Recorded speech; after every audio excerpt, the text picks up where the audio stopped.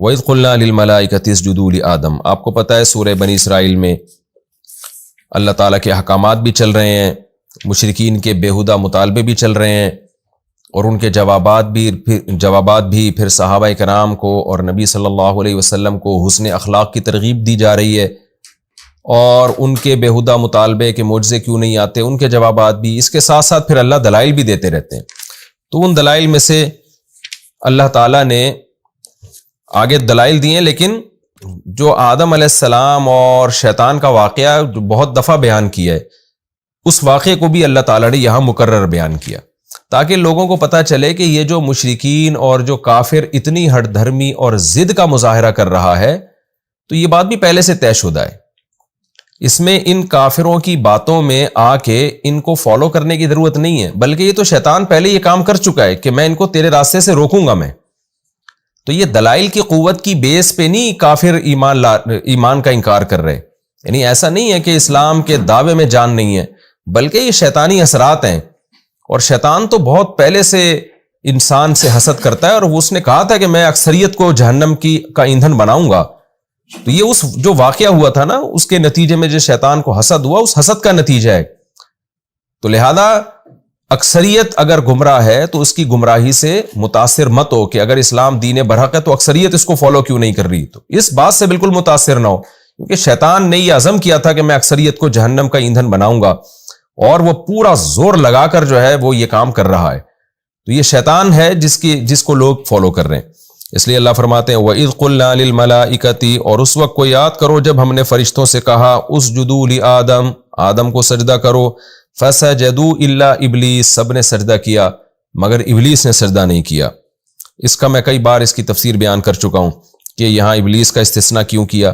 قال، ابلیس کہنے لگا اسجد، کیا میں سجدہ کروں لمن خلقت طینا، اس شخص کو، اس ذات کو جس کو تو نے مٹی سے پیدا کیا۔ یعنی اللہ پہ الٹا اعتراض کر رہا ہے کہ یہ کیسے میں یہ نہیں کر سکتا ہوں۔ قال ارأیت، پھر شیطان کہنے لگا اے اللہ تو بتا، ھذا الذی کرمت علی، یہ وہ ذات ہے جس کو تو نے مجھ پر فضیلت دی ہے، جس کو تو نے مجھ پر عزت دی ہے۔ یعنی توہین کر رہا ہے اللہ کے حکم کی کہ یہ اس میں کیا چیز ہے، سڑے ہوئے گارے سے تو نے اس کو پیدا کیا، تو میں کیسے اس کو سجدہ کر سکتا ہوں۔ اور پھر حسد کی آگ میں جل کے کہنے لگا لئن اخرتنی الی یوم القیامہ، اگر تو نے قیامت تک کے لیے مجھے مہلت دے دی، حیات اور زندگی دے دی، لأحتنکن ذریتہ الا قلیلا، چند لوگوں کے سوا میں پوری کی پوری اس کی ذریت کو اپنے کنٹرول میں لے لوں گا۔ یعنی کنٹرول میں لے کے کیا کروں گا، پھر اپنی مرضی سے میں ان کو گمراہی کے راستے میں ڈالوں گا، ایسا کنٹرول میرا ان کے اوپر ہو جائے گا۔ یہ شیطان کو پتہ کیسے چلا کہ چند لوگوں کو کے علاوہ سب کو کنٹرول میں لوں گا؟ تو ظاہر ہے اس کو آدم علیہ السلام کی صفات دیکھ کے اندازہ ہو گیا ہوگا، یا اس کو پتا ہوگا اللہ تعالیٰ نے آدم علیہ السلام کو میں جو خاصیتیں رکھی ہیں، یا اللہ نے اس کو بتا دیا ہوگا جیسے کہ دوسرے مقام پر آتا ہے۔ تو قرآن ظاہر ہے ہر جگہ ہر چیز کی ڈیٹیل بیان نہیں کرتا، لیکن بہرحال شیطان کو یہ بات معلوم تھی کہ سب کو میں گمراہ نہیں کر سکوں گا۔ قال اذهب، اللہ نے فرمایا جا، یہاں جا کا مطلب کیا ہے کہ میں تجھے اور آدم کی اولاد کو چھوڑ رہا ہوں اپنے حال پہ۔ یہاں جانے کا مطلب یہ نہیں کہ تو کہیں سے آیا ہے تو اب وہیں جا، یہ عام محاوروں میں بھی یہ جملہ استعمال ہوتا ہے کہ جاؤ بھائی جو کرنا ہے کرو تم۔ فمن تبعک منہم، لیکن میں بھی تجھے بتا دوں، اللہ نے کہا جو بھی تیری اتباع کریں گے فإن جہنم جزاؤکم جزاء موفورا، تو بے شک تم سب کا بدلہ جہنم ہے، اور پورا پورا بدلہ ہے وہ۔ کیا مطلب؟ تیرا بھی پھر بدلہ جہنم کی آگ ہی ہے، تجھے بھی نہیں چھوڑوں گا میں، اور جو تیری باتوں میں آئیں گے ان کو بھی نہیں چھوڑوں گا میں، تو تم سب کے لیے ایک جیسی وعید ہے۔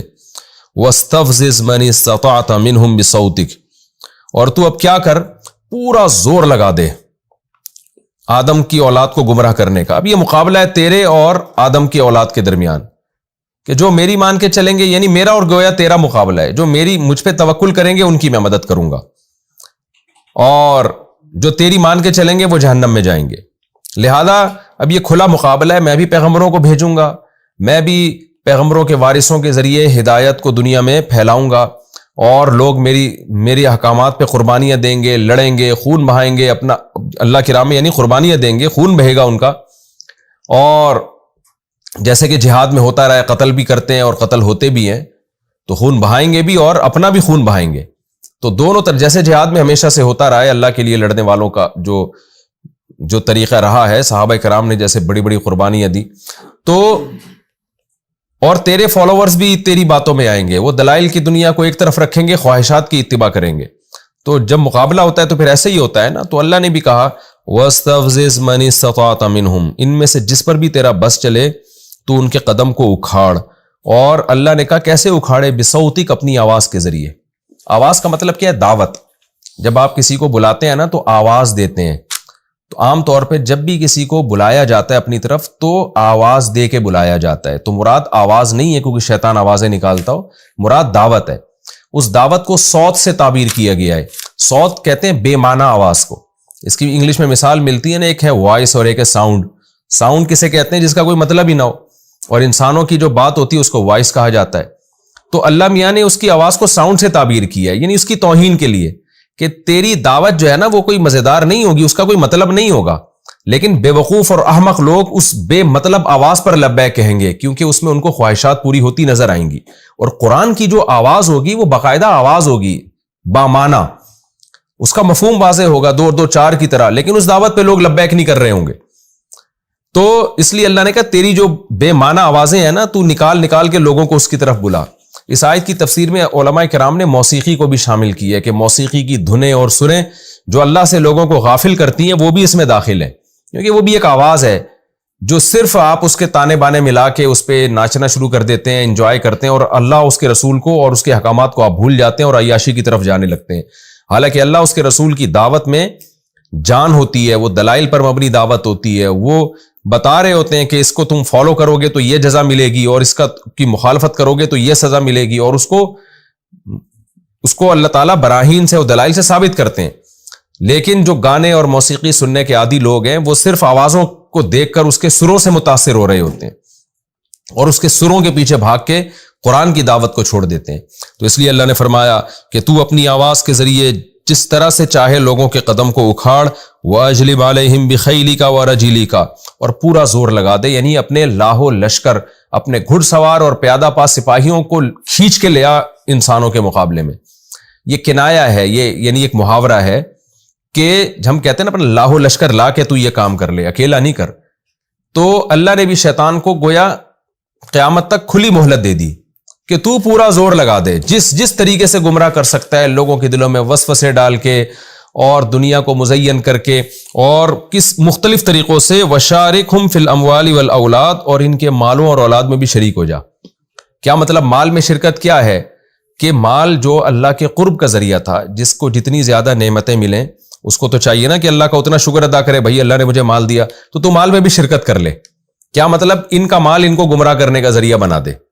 اور اولاد میں بھی شرکت کر. اولاد ملنے سے ہونا تو یہ چاہیے تھا کہ اللہ کی نعمت ہے تو ہم اور اللہ کا شکر ادا کریں، لیکن اولاد میں بھی تو اپنا حصہ ڈال دے. کیا مطلب؟ یہ اولاد بھی گمراہ کرنے کا ذریعہ بن جائے. کتنے لوگ اپنی اولاد کی وجہ سے سیدھے راستے سے ہٹ جاتے ہیں.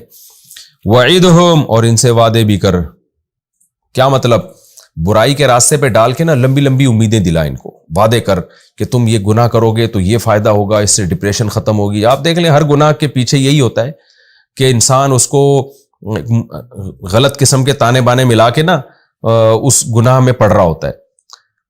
اور نشہ کرنے والے وہ سمجھتے ہیں اس سے ہماری سٹریس ختم ہو جائے گی، زنا کرنے والے سمجھتے ہیں کہ ہم ایک ڈپریشن ختم ہو جائے گی، اور عیاشی ہم کریں گے تو پھر یہ ہوگا وغیرہ وغیرہ. اب اس کی میں ڈیٹیل میں نہیں جاتا. تو اللہ نے فرمایا ان سے وعدے بھی کر تو، یعنی اللہ گویا اس کو یہ تحدید کہلاتا ہے یہ عمل. اس کا مطلب یہ نہیں کہ اللہ اس کو پرمیشن دے رہے ہیں، بلکہ اس کا مطلب یہ ہے کہ اللہ اس کو کہہ رہے ہیں کہ تو نے جو اجازت مانگی ہے نا کہ میں ان کو گمراہ کرتا ہوں تو ہر طریقہ استعمال کر لے. باقی اس پہ ایک شیطان کو سزا ملے گی کہ تو نے ان طریقوں کو استعمال کیوں کیا. اس کی مثال ہے جیسے کوئی آپ کو دھمکی دے رہا ہو نا کہ میں تجھے قتل کر دوں گا، تو آپ کہتے ہیں بھائی تو جو کر سکتا ہے کر لے. تو یہ پرمیشن نہیں ہوتی کہ میری طرف سے اجازت ہے. مطلب یہ کہ میں تجھ سے ڈرنے والا نہیں ہوں، اگر مقابلہ ہے تو پھر کر کے دیکھ، صحیح طرح سے کر. تو شیطان نے بھی جب کہا اللہ تعالیٰ کو کہ میں یہ کروں گا تو اللہ نے کہا کہ ٹھیک ہے پھر میرا تیرا مقابلہ ہے، تو نے جو کرنا ہے وہ تو کر کے دکھا. لیکن آگے اللہ نے کیا فرمایا کہ 2 باتیں فرمائی. وما یعدہم الشیطان الا غرورا، اللہ نے ہمیں تنبیہ کر دی کہ دیکھو شیطان تم سے جو بھی وعدے کرے گا دھوکے پر مبنی ہوں گے. وہ بڑے سنہری باغ تمہیں دکھائے گا کہ ویژن ہے. جیسے آج کل جو مذہب کو نہیں مانتے نا موٹیویشنل اسپیکر، وہ جس طرح کے فضول دعوے کر رہے ہوتے ہیں، پھر یہ ہو جائے گا، پھر یہ ہو جائے گا، اور حالانکہ ان کی دعوت میں خدا کا کوئی تذکرہ ہی نہیں ہوتا اور جنت جہنم کا کوئی تذکرہ ہی نہیں ہوتا. اور بڑے بڑے سنہری باغ دکھائے گا، لیکن وہ باغ دکھاتے ہیں سنہری باغ بڑے بڑے. یعنی جو مذہب کو نہیں مانتے موٹیویشنل اسپیکر، آپ دیکھیں وہ کیسی کیسی باتیں کر رہے ہوتے ہیں، کیسے بڑے بڑے سنہری باغ دکھا رہے ہوتے ہیں. تو اللہ کہتے ہیں کہ یہ سارے جو اللہ کو بھلا کے یا اللہ کی نافرمانی کر کے جتنے بھی وعدے ہیں، جتنے بھی سنہری مستقبل ہیں اور کامیاب مستقبل ہیں، یہ سب شیطان کے وہ دھوکے ہیں، شیطان کے وہ وعدے ہیں جو نرے دھوکوں پر مشتمل ہیں. تو یہ اللہ نے ہمیں بتایا. آگے اللہ تعالیٰ کہتے ہیں میں نے شیطان سے کیا کہا. شیطان نے جب کہا نا کہ میں یہ سب کچھ کروں گا، تو اللہ نے کیا کہا، ان عبادی لیس لک علیہم سلطان، تو پورا زور لگا دے ان کو گمراہ کرنے پر، لیکن میرے جو بندے ہیں تیرا ان پر زور نہیں چلے گا. کیوں نہیں چلے گا؟ وکفیٰ بربک وکیلا، تیرا رب کارساز ہونے کے لحاظ سے کافی ہے. یعنی جو اللہ پہ اعتماد کریں گے، توکل کریں گے اور یہ عزم کریں گے کہ ہم نے شیطان سے دوستی نہیں کرنی، تو پھر اللہ ان کو بچائے گا. پورا زور بھی تو لگا دے گا، تیرا وہ زور ان پر نہیں چلے گا. ربکم الذی یزجی لکم الفلک. پھر آگے اللہ دوبارہ اپنی نعمتیں بیان کرتے ہیں کہ دیکھو تم شیطان کی باتوں میں آتے ہو، اپنے رب کی نعمتوں کو دیکھو. ربکم الذی، تمہارا رب تو وہ ذات ہے، یزجی لکم الفلک، جو تمہارے لیے کشتیاں چلاتا ہے، فی البحر، سمندر میں، لتبتغوا من فضلہ، تاکہ تم اس کی روزی تلاش کرو. کیسے؟ سمندروں کے ذریعے تمہیں وہ روزی پہنچاتا ہے. انہ کان بکم رحیما، واقعی وہ تمہارے ساتھ بہت زیادہ رحم کرنے والا ہے. وَإِذَا مَسَّكُمُ الضُّرُّ فِي الْبَحْرِ، اب جب سمندر کی بات آئی، سمندر کی روزی کی بات آئی، تو اللہ مشرکین کا تذکرہ کرتے ہیں کہ ان کی حالت دیکھو، جب تمہیں سمندر میں کوئی مصیبت پہنچتی ہے، طوفان آ گیا، بھنور کا شکار ہو گئے، ظَلَّ مَن تَدْعُونَ إِلَّا إِيَّاهُ، تو سب غائب ہو جاتے ہیں جن کو تم پکارتے ہو سوائے اللہ کے. یعنی اللہ پھر تمہیں یاد آتا ہے. اس وقت تمہارا ضمیر کہہ رہا ہوتا ہے کہ یہ ہمارے ہاتھوں کے بنے ہوئے بت اور یہ ہمارے معبود ہماری مدد نہیں کر سکتے. فَلَمَّا نَجَّاكُمْ إِلَى الْبَرِّ، لیکن جب وہ تمہیں نجات دیتا ہے خشکی کی طرف، اعرضتم، تو تم دوبارہ شرک شروع کر دیتے ہو، دوبارہ اعراض کرتے ہو. وَكَانَ الْإِنسَانُ كَفُورًا، اور انسان ہے ناشکرا. تو یہ ایک مثال ہے. اس مثال میں ہر وہ شخص داخل ہے جب کوئی مصیبت تھی تو اللہ کو یاد کر رہا تھا، اور جب اللہ نے وہ مصیبت دور کر دی تو وہ اللہ کو بھول گیا.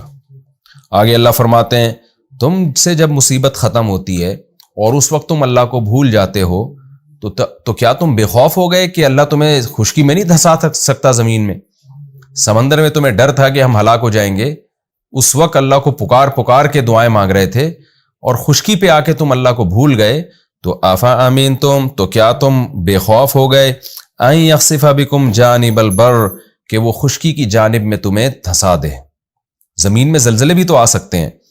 او یرسل علیکم حاصبا، یا خشکی میں تمہارے اوپر کوئی پتھروں کا طوفان بھیج دے، جیسے اس نے پچھلی امتوں پر بھیجا ہے. ثم لا تجدوا لکم وکیلا، پھر تم اپنے لیے کوئی مددگار اور دوست نہیں پاؤ گے. ام امنتم، یا تم اس بات سے بے خوف ہو گئے ہو، ان یعیدکم فیہ تارۃ اخری، کہ اللہ تمہیں دوبارہ اعادہ کر کے دوبارہ سمندر میں لے جائے. جیسے ہوتا ہے نا کہ ایک آدمی بڑی شدید بیماری تھی، اللہ کو بہت یاد کیا، اللہ سے بڑے وعدے کر لیے اس نے کہ اب میں ایسا کروں گا، میں اچھا بنوں گا، اور جب اللہ نے ٹھیک کر دیا تو دوبارہ بدماشیوں پہ آ گیا. تو اللہ کہہ رہے ہیں کہ تمہیں یہ کیسے یقین ہو گیا کہ دوبارہ یہ بیماری نہیں آ سکتی، دوبارہ وہ مصیبت نہیں آ سکتی؟ تو جب تم سمندر میں تھے اور طوفان کے خوف سے تم اللہ کو پکار رہے تھے، اب جب خشکی میں آ گئے ہو تو کیا اس بات کا امکان ختم ہو گیا کہ دوبارہ سمندر کا کبھی سفر نہیں ہوگا؟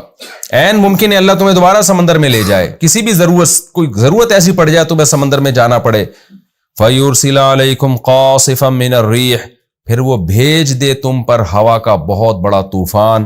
فَيُغْرِقَكُمْ، پھر تمہیں غرق کر دے، بِمَا كَفَرْتُمْ، اس کفر کی وجہ سے جو تم نے کیا، کہ پہلی دفعہ خشکی پہ آنے کے بعد جب تم اللہ کو بھولے تو یہ کفر تھا، تو اللہ یہ بھی کر سکتا ہے کہ تمہیں دوبارہ لے جائے.